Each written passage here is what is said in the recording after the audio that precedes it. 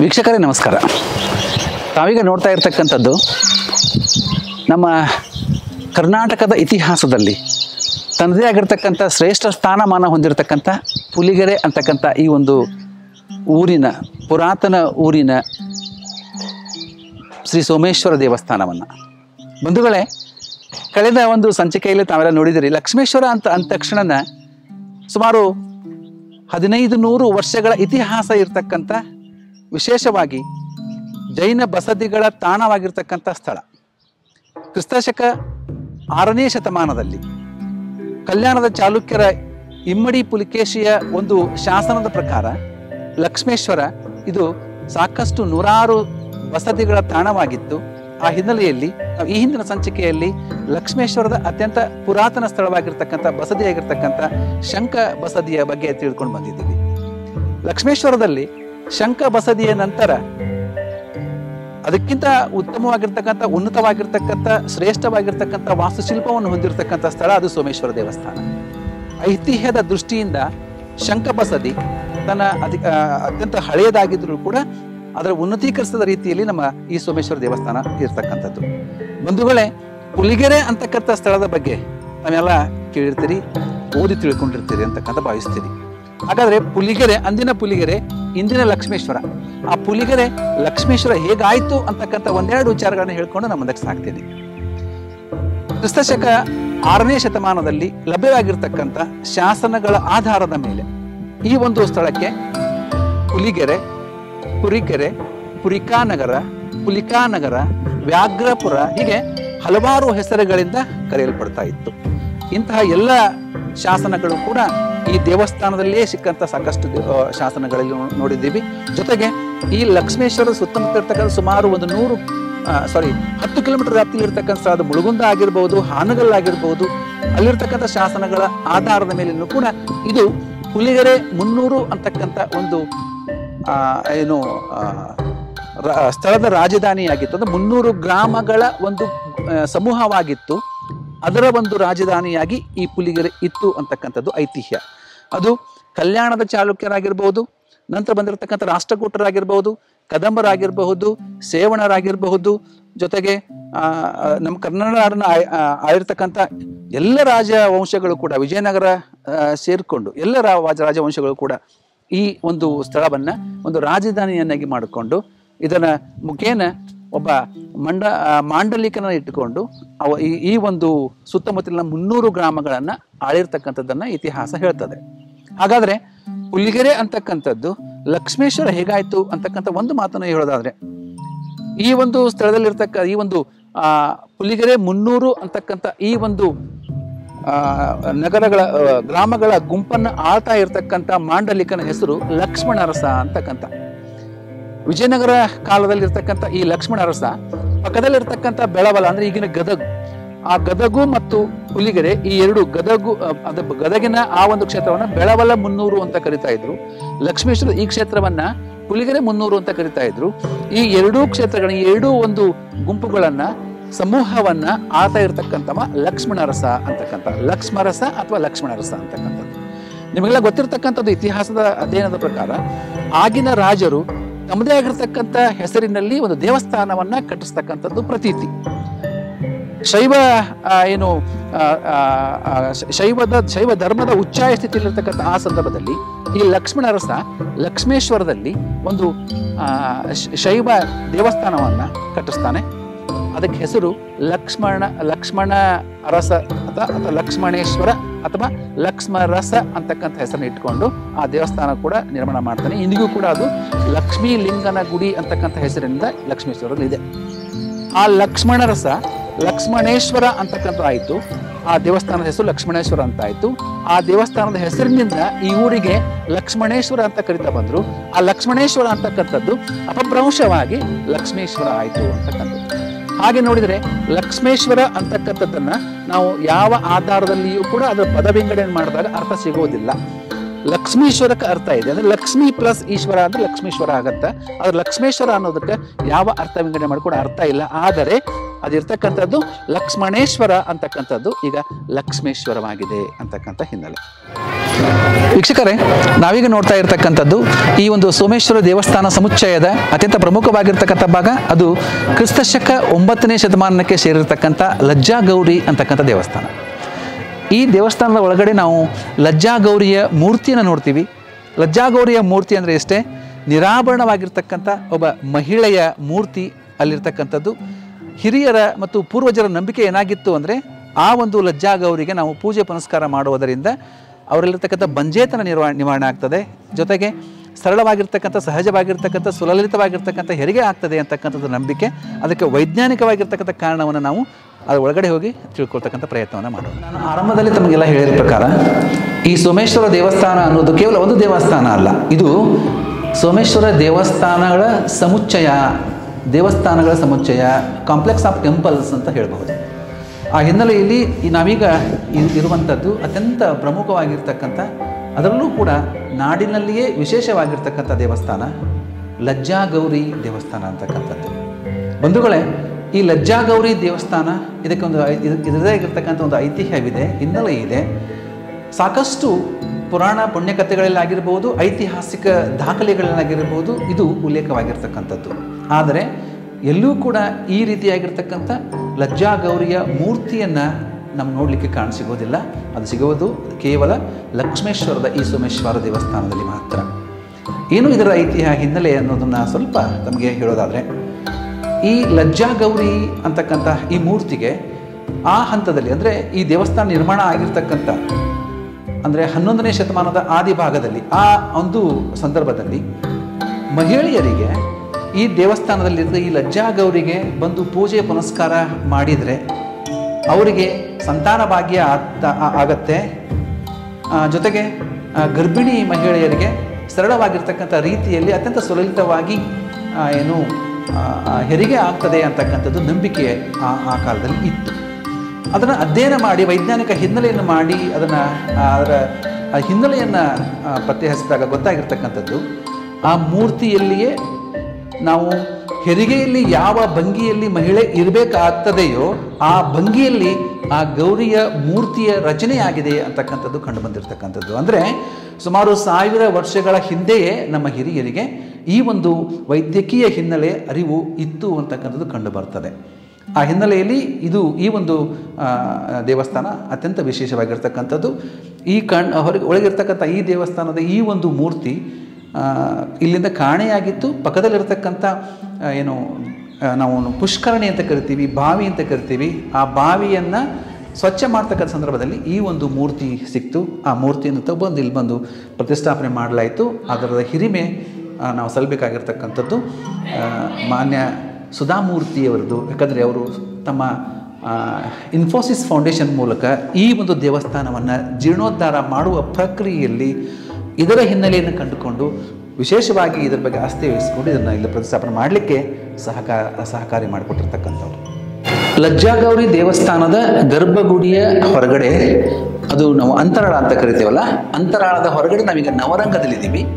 ಈ ನವರಂಗದ ಎಡಬದಿಗೆ ನಮ್ಗೆ ಕಾಣ್ತಾ ಇರ್ತಕ್ಕಂಥದ್ದು ಅದು ಕೂಡ ಒಂದು ದೇವಸ್ಥಾನ. ಈ ದೇವಸ್ಥಾನದಲ್ಲಿ ನಾವು ಒಳಗೆ ನಾವು ಕಾಣ್ತಾ ಇರ್ಬೋದು, ಅಲ್ಲಿ ಒಂದು ಶಿವಲಿಂಗ ಸ್ಥಾಪನೆ ಮಾಡಲಿಕ್ಕೆ ಬೇಕಾಗಿರ್ತಕ್ಕಂಥ ಪೀಠದ ವ್ಯವಸ್ಥೆ ಇದೆ. ಆದರೆ ಅಲ್ಲಿ ಮೇಲೆ ಇರ್ತಕ್ಕಂಥ ಲಿಂಗು ಮಾತ್ರ ಇಲ್ಲ. ಕಾಲನ ದಾಳಿಗೆ ಸಿಕ್ಕು ಇಂಥ ಸಾಕಷ್ಟು ಮೂರ್ತಿಗಳು ಕೂಡ ನಮ್ಮಿಂದ ಕಾಣೆಯಾಗಿರ್ತಕ್ಕಂಥದ್ದು ಅತ್ಯಂತ ನೋವು ಪಡ್ತಕ್ಕಂಥ ಸಂಗತಿ.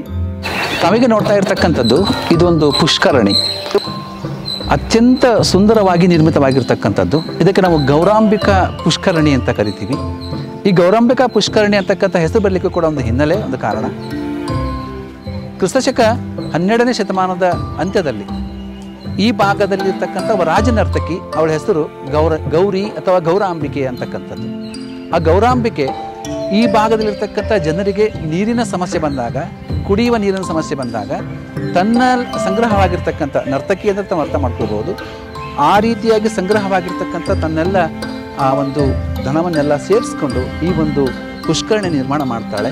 ಆ ಪುಷ್ಕರಣಿ ಅವಳ ಭಕ್ತಿಯ ಪ್ರತೀಕವಾಗಿ ಇಂದಿಗೂ ಕೂಡ ಇಲ್ಲಿ ಯಾವತ್ತೂ ಯಾವ ಕಾಲಕ್ಕೂ ಕೂಡ, ಎಂತಹ ಬೇಸಿಗೆ ಎಂತಹ ಬರಗಾಲ ಇದ್ದಾಗೂ ಕೂಡ ಇಲ್ಲಿ ನೀರಿನ ತೊಂದರೆ ಆಗಿಲ್ಲ. ಅದು ಕೂಡ ಈ ಒಂದು ಪುಷ್ಕರಣಿಯ ಒಂದು ವೈಶಿಷ್ಟ್ಯತೆ, ಒಂದು ಹಿನ್ನೆಲೆ ಅಂತಕ್ಕಂಥದ್ದು. ನೀವು ಅತ್ಯಂತ ಸುಂದರವಾಗಿ ನಿರ್ಮಾಣವಾಗಿರ್ತಕ್ಕಂಥ ಈ ಪುಷ್ಕರಣಿಯನ್ನು ಇದರನ್ನು ಸ್ವಚ್ಛಗೊಳಿಸ್ತಕ್ಕಂಥ ಪ್ರಕ್ರಿಯೆಯಲ್ಲಿ ನಮಗೆ ಸಿಕ್ಕಿರ್ತಕ್ಕಂಥದ್ದು ಆ ಒಂದು ಲಜ್ಜಾ ಗೌರಿ ಅಂತಕ್ಕಂಥ ವಿನೂತನವಾಗಿರ್ತಕ್ಕಂಥ, ಜೊತೆಗೆ ವೈಜ್ಞಾನಿಕ ಹಿನ್ನೆಲೆ ಇರತಕ್ಕಂಥ, ಐತಿಹಾಸಿಕವಾಗಿ ಬಹಳಷ್ಟು ಕಡೆ ಎಲ್ಲಿಯೂ ಕೂಡ ಲಭ್ಯವಿಲ್ಲದ ಒಂದು ಮೂರ್ತಿಯನ್ನು ಈ ಒಂದು ಪುಷ್ಕರಣಿಯ ಒಂದು ಸ್ವಚ್ಛಗೊಳಿಸುವ ಪ್ರಕ್ರಿಯೆಯಲ್ಲಿ ನಾವೆಲ್ಲ ಪಡ್ಕೊಂಡಿರ್ತಕ್ಕಂಥದ್ದು. ಈ ಸೋಮೇಶ್ವರ ದೇವಸ್ಥಾನ ಇದು ಕೂಡ ಮೂಲತಃ ಒಂದು ಬಸದಿಯಾಗಿತ್ತು. ಕ್ರಿಸ್ತಶಕ 6ನೇ ಶತಮಾನದಲ್ಲಿ, ಅಂದರೆ ಬಾದಾಮಿಯ ಚಾಲುಕ್ಯರು ನಮ್ಮನ್ನು ಆಳ್ತಾ ಇರ್ತಕ್ಕಂಥ, ಈ ಭಾಗವನ್ನು ಆಳ್ತಾ ಇರ್ತಕ್ಕಂಥ ಸಂದರ್ಭದಲ್ಲಿ ಇಮ್ಮಡಿ ಪುಲಿಕೇಶಿಯ ಒಂದು ಶಾಸನ ಹೇಳ್ತದೆ. ಅದಕ್ಕೆ ನಾವು ಅರಿಯಮ್ಮ ಶಾಸನ ಅಂತ ಕರಿತೀವಿ. ಆ ಪುಲಿಕೇಶಿಯನ್ನು ಸತ್ಯಾಶ್ರಯ ಅಂತಕ್ಕಂಥ ಹೊಗಳಿರ್ತಕ್ಕಂಥ ಒಂದು ಶಾಸನ. ಅದು ಕೂಡ ಈ ಒಂದು ದೇವಸ್ಥಾನದ ಒಂದು ಅತ್ಯಂತ ಹಳೆಯ, ಈ ಒಂದು ಲಕ್ಷ್ಮೇಶ್ವರದ ಒಂದು ಅತ್ಯಂತ ಹಳೆಯದಾಗಿರ್ತಕ್ಕಂಥ ಶಾಸನಗಳಲ್ಲಿ ಒಂದಾಗಿರ್ತಕ್ಕಂಥದ್ದು. ಅದ್ರ ಪ್ರಕಾರ ಆಗಿನ ಕಾಲದಲ್ಲಿ ಅತ್ಯಂತ ಉಚ್ಚಾಯ ಸ್ಥಿತಿಯಲ್ಲಿರ್ತಕ್ಕಂಥ ಜೈನ ಧರ್ಮ, ಈ ಭಾಗದಲ್ಲಿ ಉಚ್ಚಾಯ ಸ್ಥಿತಿಯಲ್ಲಿರ್ತಕ್ಕ ಜೈನ ಧರ್ಮ, ಅದು 11ನೇ ಶತಮಾನದ ಅಂತ್ಯದ ಸಮಯದಲ್ಲಿ ತನ್ನ ಪ್ರಾಬಲ್ಯವನ್ನು ಕಳೆದುಕೊಂಡು ಬರ್ತಾ ಶೈವ ಧರ್ಮ ತನ್ನ ಮಹತ್ವವನ್ನು, ಉಚ್ಚಾಯತೆಯನ್ನು, ತನ್ನ ಉಜ್ಜೀವನವನ್ನು ಆರಂಭಿಸ್ತಕ್ಕಂಥ ಸಂದರ್ಭ. ಆ ಸಂದರ್ಭದಲ್ಲಿ ಈ ಒಂದು ಈ ಬಸದಿಗೆ ನಾವು ಸುರಹೊನ್ನೆ ಬಸದಿ ಅಂತ ಹೇಳಿ ಕರಿತಿದ್ವಿ. ಈ ಸುರಹೊನ್ನೆ ಬಸದಿ ಆಗಿರ್ತಕ್ಕಂಥದ್ದು ಇದೊಂದೇ ಅಂತ ಅಲ್ಲ, ಲಕ್ಷ್ಮೇಶ್ವರದಲ್ಲಿ ಈ ಥರದ ಸಾಕಷ್ಟು ಉದಾಹರಣೆಗಳು ಇದ್ದಾವೆ. ಅಂದರೆ ಬಸದಿಗಳಿಗಿರೋದನ್ನು ದೇವಸ್ಥಾನವನ್ನಾಗಿ ಪರಿವರ್ತನೆ ಮಾಡಿರ್ತಕ್ಕಂಥದ್ದು. ಜೈನ ಧರ್ಮದ ಒಂದು ಅದರ ಪ್ರಭಾವ ಕಡಿಮೆ ಆಗ್ತಾ ಶೈವ ಧರ್ಮದ ಉಚ್ಚಾಯ ಸ್ಥಿತಿ ಬಂದ ಸಂದರ್ಭಗಳಲ್ಲಿ ಅವುಗಳನ್ನು ಅಲ್ಲಿರ್ತಕ್ಕಂಥ ಜಿನನ ಮೂರ್ತಿಯನ್ನು ಬದಲಾಯಿಸಿಕೊಂಡು ಅಲ್ಲಿ ಲಿಂಗುವಿನ ಸ್ಥಾಪನೆ ಅಥವಾ ಮೂರ್ತಿಯ ಪ್ರತಿಷ್ಠಾಪನೆ ಮಾಡಿ ಶೈವರ ಒಂದು ದೇವಸ್ಥಾನವಾಗಿ ಪರಿವರ್ತಿಸ್ತಕ್ಕಂಥ ಉದಾಹರಣೆ ಸಾಕಷ್ಟು ಇದಿರ್ತಕ್ಕಂಥದ್ದು. ಆ ಒಂದು ಸಾಲಿಗೆ ಸೇರ್ತಕ್ಕಂಥ ಅತ್ಯಂತ ಉತ್ತಮ ಉದಾಹರಣೆ ಅಂದರೆ ಅದು ಶ್ರೀ ಸೋಮೇಶ್ವರ ದೇವಸ್ಥಾನ ಅಂತಕ್ಕಂಥದ್ದು.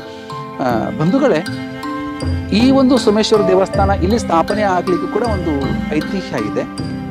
ಅದಕ್ಕೆ ಮುಖ್ಯವಾಗಿರ್ತಕ್ಕಂಥ ಕಾರಣ ನಾವು ನೆನಪಿಸ್ಕೋಬೇಕಾಗಿರ್ತದೆ. ಈ ಸಂದರ್ಭದಲ್ಲಿ ಸಾಕಷ್ಟು ಇತಿಹಾಸಕಾರರು ಹೇಳುವುದರ ಜೊತೆಗೆ ಸಾಕಷ್ಟು ಕವಿಗಳು ಕೂಡ ಇದರ ಬಗ್ಗೆ ವರ್ಣನೆ ಮಾಡಿರ್ತಕ್ಕಂಥ ಉದಾಹರಣೆಗಳು. ರಾಘವಾಂಕನ ಸೋಮೇಶ್ವರ ಚರಿತ ಆಗಿರಬಹುದು, ಸೋಮೇಶ್ವರ ಚರಿತ ಆಗಿರಬಹುದು, ಹರಿಹರನ ಆದಯ್ಯನ ರಗಳೆ ಆಗಿರಬಹುದು, ಭೀಮ ಕವಿಯ ಶ್ರೀ ಸೋಮೇಶ್ವರನ ಶತಕ ಆಗಿರ್ಬೋದು. ಹೀಗೆ ಹಲವಾರು ಕವಿಗಳು ತಮ್ಮ ಕಾವ್ಯಗಳಲ್ಲಿ ಈ ಒಂದು ದೇವಸ್ಥಾನಗಳ ಬಗ್ಗೆ ಉಲ್ಲೇಖ ಮಾಡಿರ್ತಾರೆ.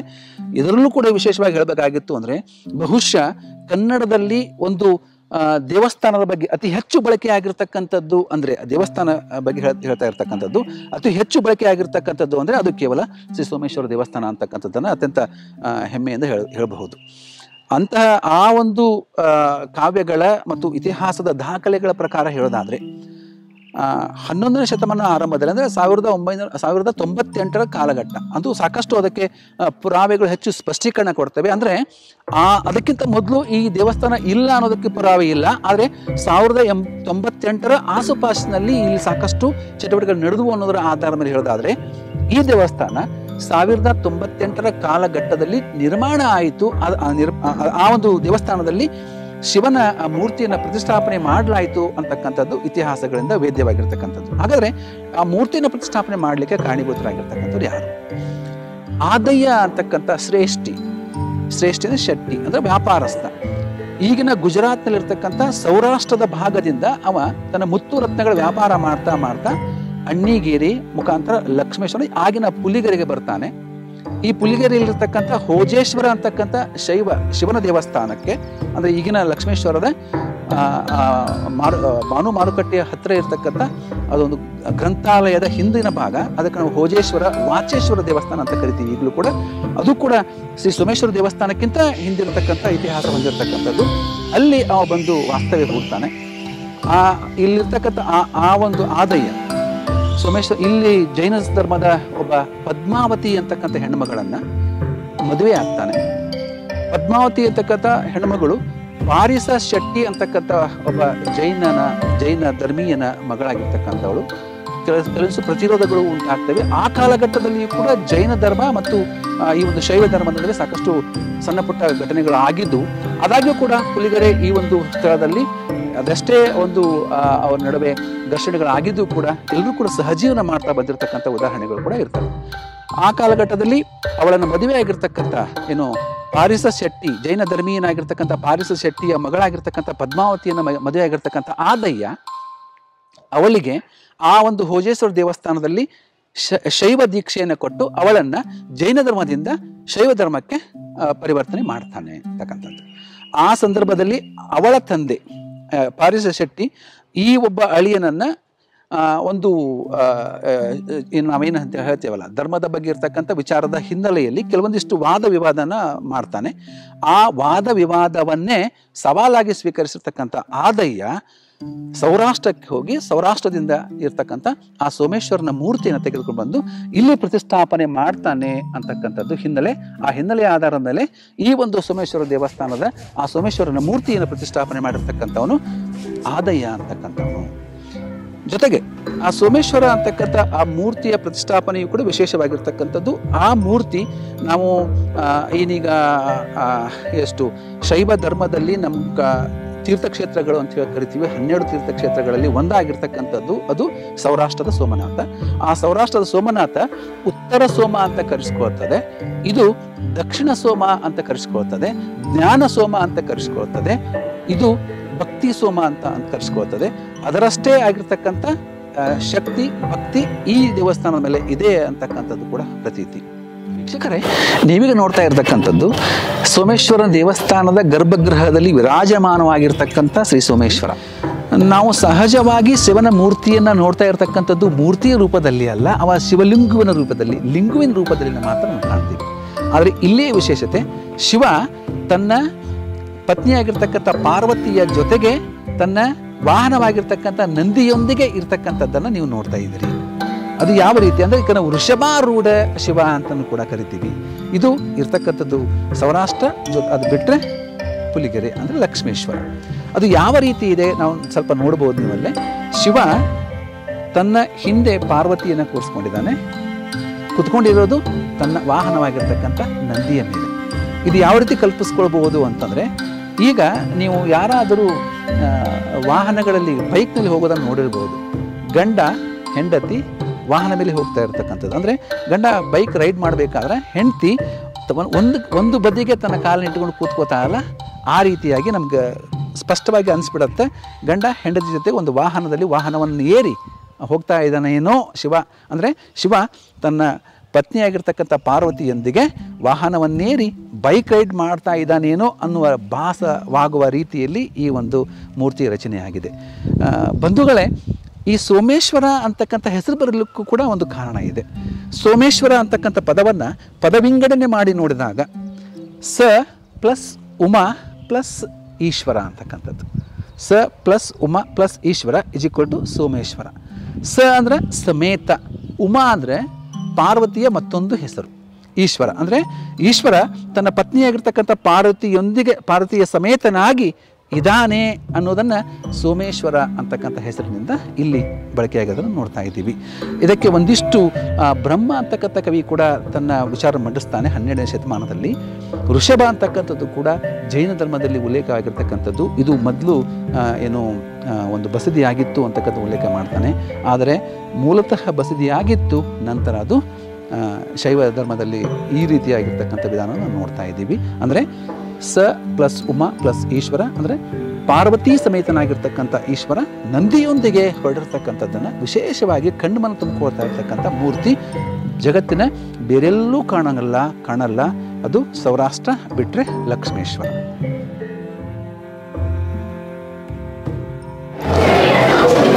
ಆತ್ಮೀಯರೇ, ಶ್ರೀ ಸೋಮೇಶ್ವರ ದೇವಸ್ಥಾನದ ಉತ್ತರ ದ್ವಾರದಲ್ಲಿ ನಾವೆಲ್ಲ ಇದ್ದೀವಿ. ಉತ್ತರ ದ್ವಾರದ ಕಾಣ್ತಾ ಇರ್ತಕ್ಕಂಥ ಈ ಮೂರ್ತಿಗಳನ್ನ ನೋಡ್ತಾ ಇದ್ದೀರಿ. ಬಂಧುಗಳೇ, ಇದು ವಿಜಯನಗರ ಅರಸರ ಕಾಲದಲ್ಲಿ ನಿರ್ಮಾಣವಾಗಿರ್ತಕ್ಕಂಥದ್ದು. ಇಲ್ಲಿ ನೀವು ಕಾಣ್ತಾ ಇರ್ತಕ್ಕಂಥದ್ದು ಶಿವರಾಮ ಒಡೆಯರ ಒಂದು ಮೂರ್ತಿ, ಜೊತೆಗೆ ಶ್ರೀ ಸೋಮೇಶ್ವರನ ಮೂರ್ತಿ, ಜೊತೆಗೆ ಇಲ್ಲಿರ್ತಕ್ಕಂಥ ಎಲ್ಲ ಶಿಲ್ಪಕಲೆಯಲ್ಲಿ ಕೂಡ ವಿಶೇಷವಾಗಿರ್ತಕ್ಕಂಥ ವಿಜಯನಗರ ಕಾಲದ ಶಿಲ್ಪಕಲೆಯ ರೂಪವನ್ನು ನೀವು ಕಾಣ್ತಾ ಇದ್ದಿರ್ತಕ್ಕಂಥದ್ದು. ಜೊತೆಗೆ ಇದು ಆ ಸಂದರ್ಭಗಳಲ್ಲಿ ವಿಶೇಷವಾಗಿ ಕಾಣಸಿಗ್ತಾ ಇರ್ತಕ್ಕಂಥ ವೀರಭದ್ರ ದೇವಸ್ಥಾನ, ವೀರಭದ್ರನ ಮೂರ್ತಿ ಆಗಿರಬಹುದು, ಗಣೇಶನ ಮೂರ್ತಿಯಾಗಿರ್ಬೋದು, ಸಾಲು ಬಂಜಿಕೆಯರ ಮೂರ್ತಿಯಾಗಿರ್ಬೋದು, ಎಲ್ಲವನ್ನೂ ಕೂಡ ಆ ಕಾಲದ ಒಂದು ಕಾಲಘಟ್ಟದಲ್ಲಿ ನೋಡ್ತಾ ಇರ್ತಕ್ಕಂಥದ್ದು. ಅದರಲ್ಲೂ ಕೂಡ ವಿಜಯನಗರ ಕಾಲದ ಒಂದು ವಿಶೇಷವಾಗಿರ್ತಕ್ಕಂಥ ನಗಾರಿ ಖಾನಿಯನ್ನು ನೀವು ಈ ಒಂದು ದಕ್ಷಿಣ ಭಾಗದ ಶ್ರೀ ಸೋಮೇಶ್ವರನ ದ್ವಾರದಲ್ಲಿ ಕಾಣ್ತಾ ಇದ್ದೀರಿ. ಇಲ್ಲಿ ಮೇಲೆ ಕಾಣ್ತಾ ಇರ್ತಕ್ಕಂಥ ಶ್ರೀ ಬಸವಣ್ಣನ ಮೂರ್ತಿ, ಅದಾದ ನಂತರ ನಾವು ಉಡ ಅಂತ ಕರಿತೀವಿ, ಆ ಉಡದ ಒಂದು ಉಬ್ಬು ಶಿಲೆ, ಅದಾದ ನಂತರ ನಾವು ಹಲ್ಲಿಯ ಒಂದು ಶಿಲೆ, ಜೊತೆಗೆ ಒಂದು ಚಂದ್ರ ಮತ್ತು ಒಂದು ಹಾವು.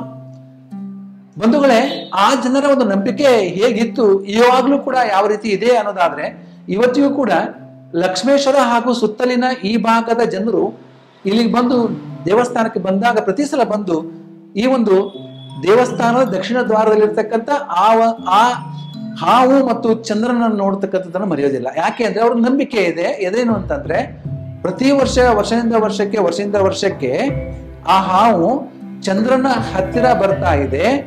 ಯಾವಾಗ ಹಾವು ಚಂದ್ರನನ್ನ ನುಂಗ್ತದೆ, ಹಾಗೆ ಭೂಮಿಯ ಮೇಲೆ ಪ್ರಳಯ ಆಗ್ತದೆ, ಜಗತ್ತು ನಾಶವಾಗ್ತದೆ ಅಂತಕ್ಕಂಥದ್ದು ಅವರ ಕಲ್ಪನೆ, ಅವರ ನಂಬಿಕೆ. ಆ ನಂಬಿಕೆಯನ್ನು ಯಾರೂ ಕೂಡ ಪ್ರಶ್ನೆ ಮಾಡಲು ಆಗೋದಿಲ್ಲ. ಅವರ ನಂಬಿಕೆಯ ಪ್ರಕಾರ ನೋಡ್ತಾರೆ, ಪ್ರತಿ ವರ್ಷ ಸಮಾಧಾನ ಮಾಡ್ಕೋತಾರೆ, ಹೋಗ್ತಾರೆ ಅಂತಕ್ಕಂಥದ್ದು. ಆದ್ರೆ ನಮಗೂ ಕೂಡ ಗೊತ್ತಿರ್ತಕ್ಕಂಥದ್ದು ವಿಚಾರ, ಯಾವಾಗಲೂ ಕೂಡ ಆ ಒಂದು ಹಾವು ಆ ಚಂದ್ರನ ನುಗ್ಲಿಕ್ಕೆ ಸಾಧ್ಯ ಇಲ್ಲ ಅಂತಕ್ಕಂಥದ್ದು. ಅದೆಷ್ಟು ಪುರಾತನ ಸ್ಥಳ ಅನ್ನೋದಕ್ಕೆ ಸಾಕಷ್ಟು ಪುರಾವೆಗಳನ್ನು ನಾವು ನೋಡ್ತಾ ಇದ್ದೀವಿ. ಕ್ರಿಸ್ತಶಕ ನಮ್ಗೆ ಲಭ್ಯವಾಗಿರ್ತಕ್ಕಂಥ ಶಾಸನಗಳೇ ಕ್ರಿಸ್ತಶಕ 6ನೇ ಶತಮಾನಕ್ಕೆ ಸೇರಿರ್ತಕ್ಕಂಥದ್ದು. ಅಂದರೆ ಕ್ರಿಸ್ತಶಕ 6ನೇ ಶತಮಾನದಲ್ಲಿಯೇ ಲಕ್ಷ್ಮೇಶ್ವರ ಅತ್ಯಂತ ಉಚ್ಚಾಯ ಸ್ಥಿತಿಯಲ್ಲಿತ್ತು. ಇಲ್ಲಿರ್ತಕ್ಕಂಥ ಜೈನ ಧರ್ಮ ಅತ್ಯಂತ ಶ್ರೀಮಂತಿಕೆಯ ಪರಂಪರೆಯನ್ನು ಸಾಗಿಸ್ಕೊಂಡು ಹೋಗ್ತಾ ಇತ್ತು ಅಂತಕ್ಕಂಥದ್ದು. ಈ ಲಕ್ಷ್ಮೇಶ್ವರ ಅಂದರೆ ಪುಲಿಗೆರೆಯಲ್ಲಿ ಸಿಕ್ಕಿರ್ತಕ್ಕಂಥ ಒಟ್ಟು ಶಾಸನಗಳಲ್ಲಿ ಅರ್ಧಕ್ಕಿಂತಲೂ ಹೆಚ್ಚು ಶಾಸನಗಳು ಅದು ಜೈನ ಧರ್ಮಕ್ಕೆ ಸೇರಿರ್ತಕ್ಕಂಥ ಶಾಸನಗಳಾಗಿರ್ತವೆ. ಅದನ್ನು ಮುಂದುವರೆದು ಈಗ ನಾವು ನೋಡ್ತಾ ಇದ್ದೀವಿ. ಇವೆಲ್ಲವೂ ಕೂಡ ಇಲ್ಲಿ ಲಭ್ಯವಾಗಿರ್ತಕ್ಕಂಥ ಈ ದೇವಸ್ಥಾನಕ್ಕೆ ಸಂಬಂಧಪಟ್ಟಿರ್ತಕ್ಕಂಥ ಶಾಸನಗಳು, ಮಾಸ್ತಿ ಕಲ್ಲುಗಳು ಮತ್ತು ವೀರಗಲ್ಲುಗಳು.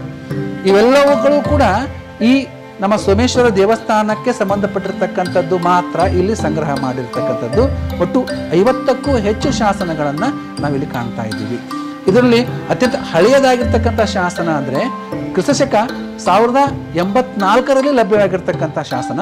ಆ 1084ರ ಲಭ್ಯ ಶಾಸನದ ಪ್ರಕಾರ ಈ ದೇವಸ್ಥಾನಕ್ಕೆ ಆಗಿನ ರಾಜಾಶ್ರಯ, ವಿಶೇಷವಾಗಿ ಆ ಸಂದರ್ಭದಲ್ಲಿರ್ತಕ್ಕಂಥ ರಾಷ್ಟ್ರಕೂಟರು ಕೂಡ ಯಾವ ರೀತಿಯಾಗಿ ಇದಕ್ಕೆ ದಾನವನ್ನಾಗಿ ನೀಡಿದರು ಅನ್ನೋದನ್ನು ಉಲ್ಲೇಖವನ್ನು ಅದು ಮಾಡ್ತದೆ. ನೀವೀಗ ನೋಡ್ತಾ ಇರ್ತಕ್ಕಂಥದ್ದು ರಾಜಮಂಟಪ.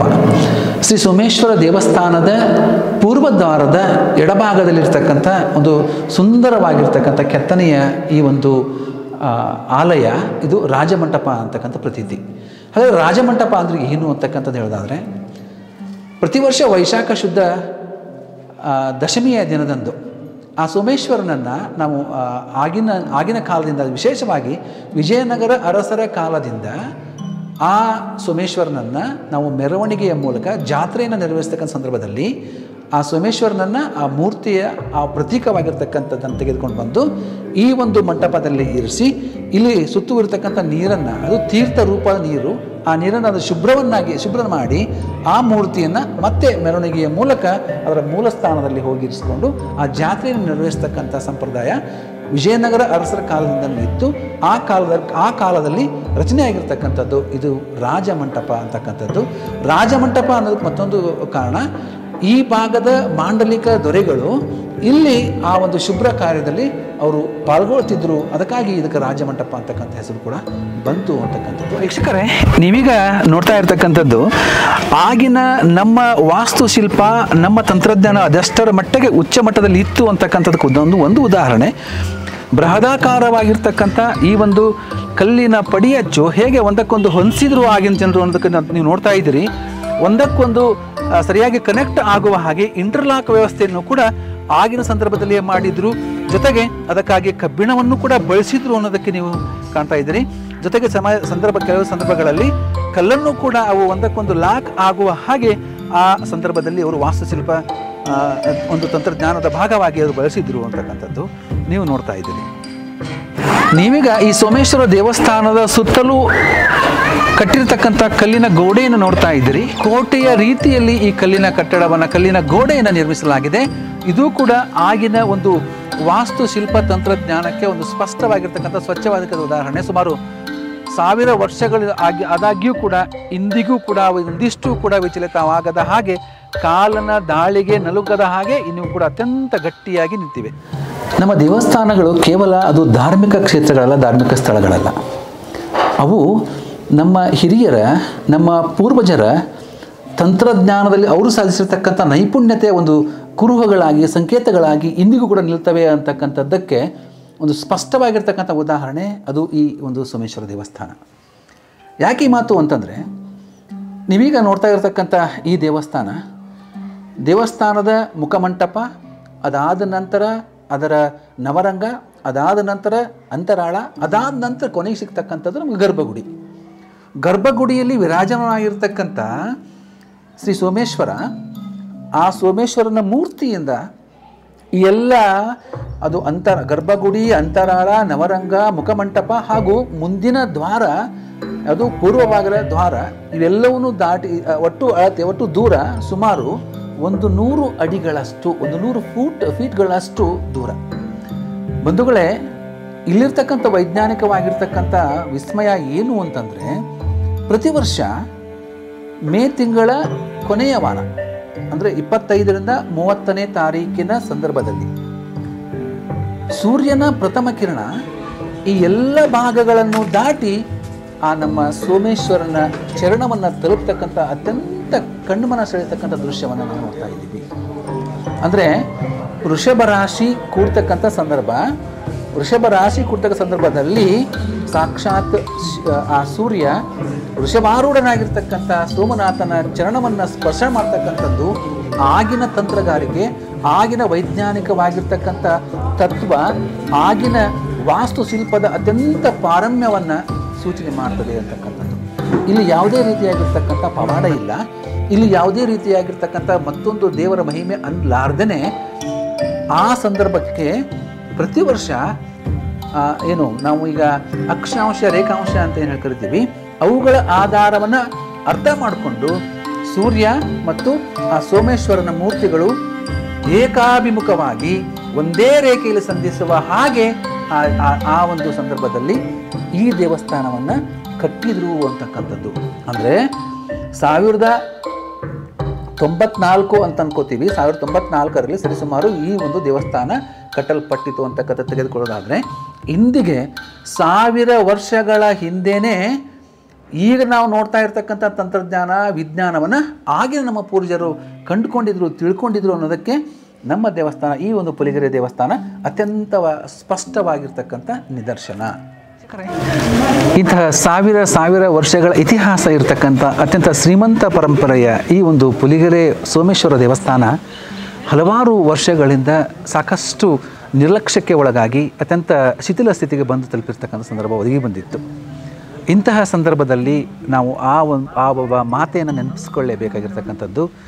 ಅದು ಇತಿಹಾಸದ ಮುಖಾಂತರ ಈ ಒಂದು ದೇವಸ್ಥಾನದ ಬಗ್ಗೆ ತಿಳಿದುಕೊಂಡಿರ್ತಕ್ಕಂಥ ನಮ್ಮ ನಾಡಿನ ನಮ್ಮೆಲ್ಲರ ನೆಚ್ಚಿನ ಒಬ್ಬ ಸಮಾಜ ಸುಧಾರಕಿಯಾಗಿರ್ತಕ್ಕಂಥ ಶ್ರೀಮತಿ ಸುಧಾ ಮೂರ್ತಿಯವರು ಈ ದೇವಸ್ಥಾನಕ್ಕೆ ಆಗಮಿಸ್ತಾರೆ. ದೇವಸ್ಥಾನದ ಈ ಒಂದು ಸ್ಥಿತಿಯನ್ನು ಕಂಡು ಬಹಳಷ್ಟು ನೊಂದ್ಕೊಳ್ತಾರೆ. ಜೊತೆಗೆ ಇಲ್ಲಿರ್ತಕ್ಕಂಥ ಎಲ್ಲರ ಸಹಕಾರದೊಂದಿಗೆ ಸುಮಾರು 4 ಕೋಟಿ ರೂಪಾಯಿ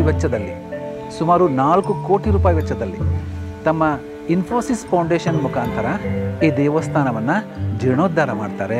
2015ರಲ್ಲಿ ಒಂದು ಉತ್ತಮವಾಗಿರ್ತಕ್ಕಂಥ ಕಾರ್ಯಕ್ರಮದ ಮುಖೇನ ಈ ಒಂದು ಜೀರ್ಣೋದ್ಧಾರಗೊಂಡಿರ್ತಕ್ಕಂಥ ಇಲ್ಲಿ ನಾವು ಸುತ್ತಮುತ್ತ ಕಾಣ್ತಾ ಇರ್ತಕ್ಕಂಥದ್ದು ಇವೆಲ್ಲವೂ ಕೂಡ ಅತ್ಯಂತ ಜೀರ್ಣ ಹಂತದಲ್ಲಿರ್ತಕ್ಕಂಥ ದೇವಸ್ಥಾನಗಳಾಗಿದ್ದವು.